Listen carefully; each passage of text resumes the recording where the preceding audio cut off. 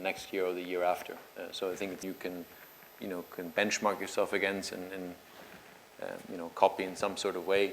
The biggest discipline or challenge that we've had is to really force ourselves to say, let's not try to solve every problem at the same time everywhere. It sounds maybe a bit simplistic, but it's actually really hard to just sticking to one thing and executing that right, and then moving on to the next thing. I think if we just stay on the topic of fundraising for a moment, one of the things that I think, it's so similar to what you just said, Cesar, which is we underestimate the true long-term power of compounding. When I was at GA, we looked at China for many, many years, and I remember our deals in 2001, 2002, and we even had a chance to look at Tencent all those years ago. And what was fascinating is we never realized that a mobile ringtone company could become a $200 billion juggernaut with multiple levels of platform around it. Likewise, if I think about Taobao and Tmall, it's a $200 billion company. If I normalize that just for ASEAN's GDP, there should be a pure marketplace that has a 50 billion market cap. But I have not met a single investor that actually believes that. So I would say it's a failure of maybe it's a failure of imagination, a challenge of potential, but at every stage of a company's growth in Southeast Asia, you'll have investors that say, well, can you really be 3 times larger?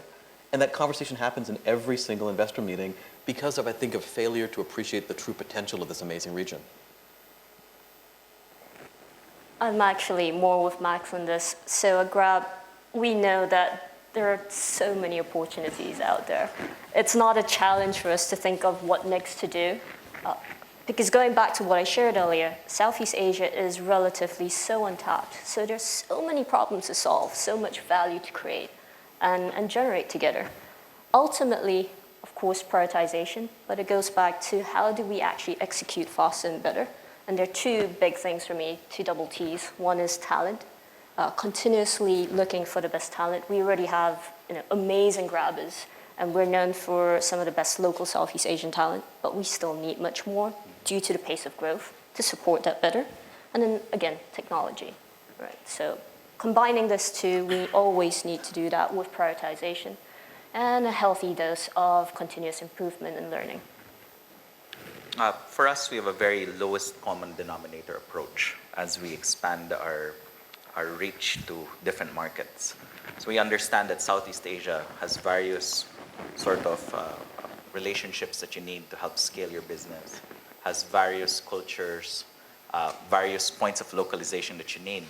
But what we do is we anchor our business model on lowest common denominator principles, like if we're targeting the base of the pyramid, emerging market customer, these guys probably don't have a credit card, probably have slower internet access versus their first world wealthier counterparts, probably don't have smartphones as advanced as those in the Western world, probably can only absorb price points that are much lower price per baskets versus some of the other counterparts. You're probably going to deliver to multiple different islands in many different locations. So what we try to do is take a lowest common denominator approach and solve for each of those points of friction and create a layer of access over several consumers in several areas. And that becomes a pipeline where we can bring in more and more services outside of our core business offering that we have now. Very cool. Thank you. Any other questions? There's one at the back there. Yeah. Do you mind introducing yourself? Hi, I'm Ying Lam from Sequoia Capital. Great insights from the panelists. Thanks for sharing. Quick question on I think Nick from Zerpas has a great case study on, listing on a domestic stock exchange.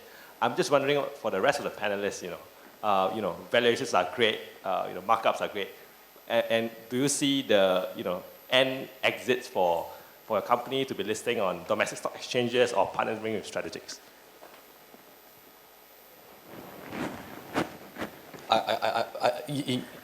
I think what I would say, Yinglan, is I think it's a fallacy to call an IPO an exit.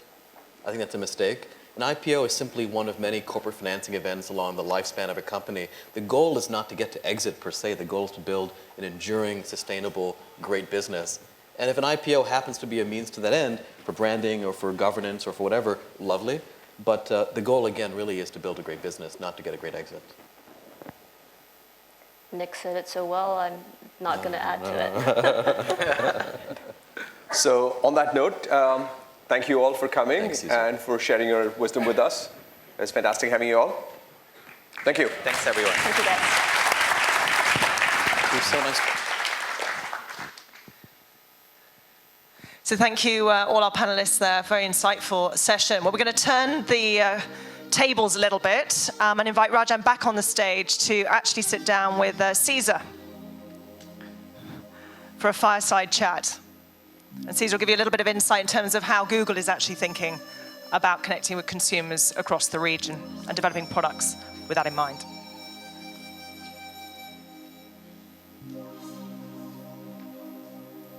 Rajan.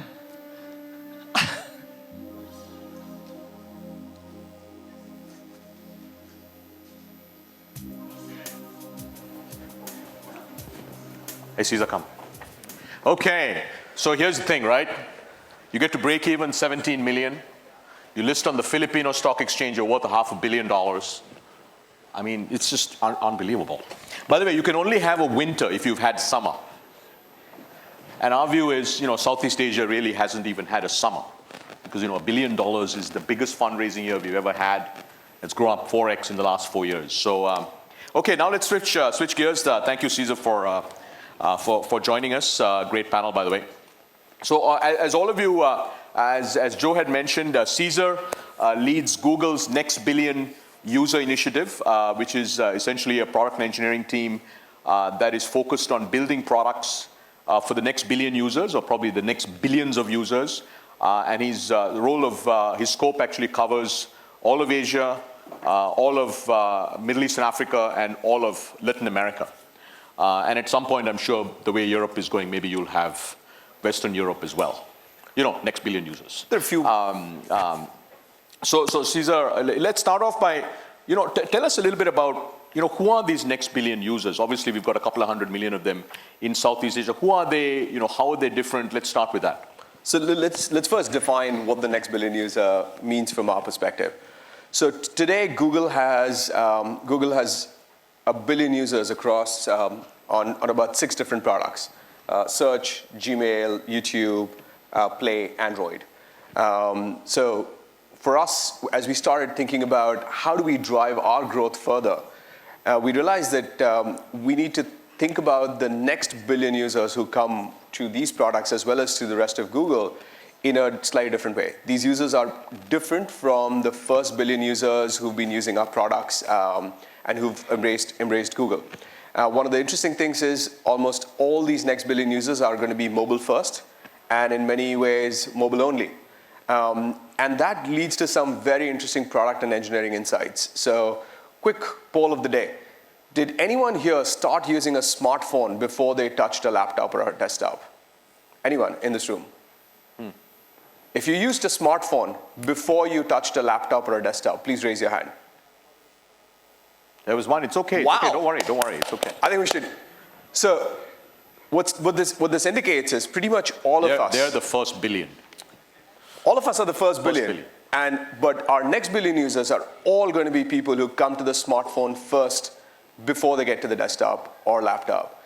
And the way they use their products, the way they experience our services or any of your services is going to be very different.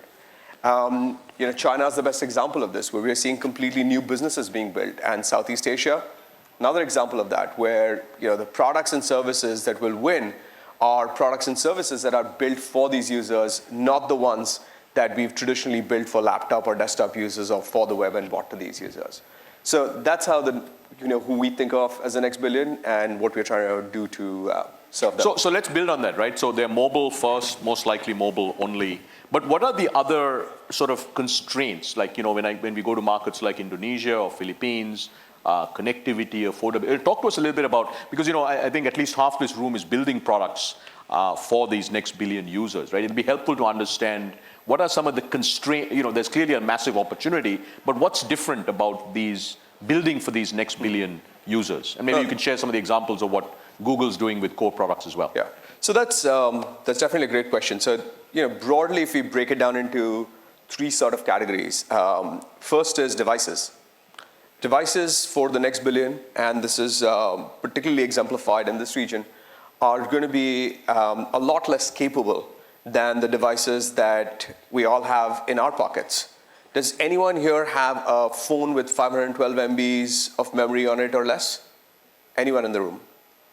Nope. Half of them may not know how much memory they have on the phone. Okay, I have one. I mean, like, That's true. That's true. But most of you would be having probably at least a gig, if not 2 gigs of memory on your phone. But 30% of the phones that are going to be sold in India this year will have 512 MBs of memory or less. Have any of you tried running any of your apps on a 512 MB phone? It's one person. One person. She's in the possibly the next billion. Maybe. Probably not. Nope. First billion. First billion. But we tried running our apps on these 512 MB phones, and we were shocked. These are extremely low-powered phones where it's often hard for a user to run one app. Forget like running multiple apps, one for like e-commerce, one for your transportation, one for banking. So first challenge is device capabilities. Second, connectivity.